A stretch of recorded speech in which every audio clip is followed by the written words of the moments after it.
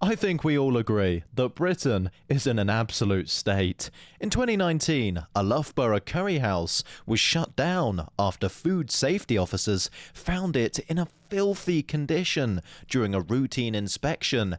Animal poo was discovered throughout the premises, including in a bag of ready-to-eat pickles and chutney containers. The feces was identified as mouse droppings.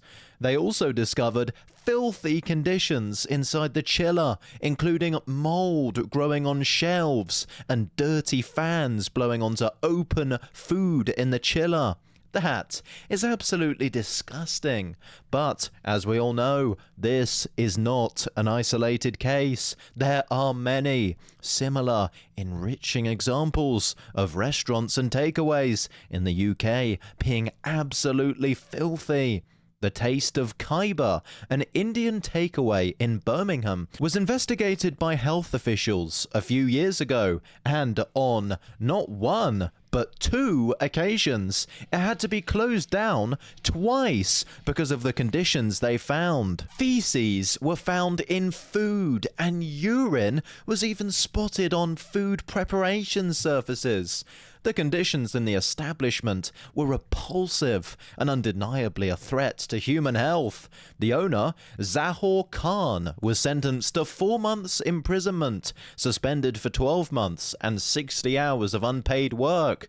But for some totally unknown reason, the limp-wristed authorities did not decide to permanently ban this man from ever selling food again, which is absolutely ridiculous.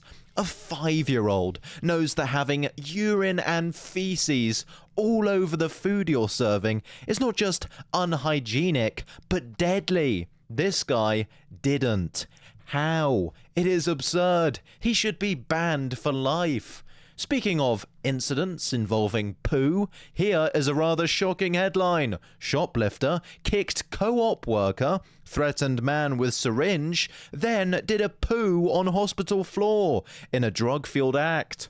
The mum of one's rampage started on the 14th of May 2023 when a co-op assistant spotted Shiloh putting coffee in her bag in a co-op in Essex. When confronted by the worker, Maxine Twin, Shiloh shouted, "Let me go, let me go," even though she was not even being touched. Shiloh then kicked the worker with her high heel on Miss Twin's kneecap and attempted to escape before being stopped by a member of the public, Taylor McDougall.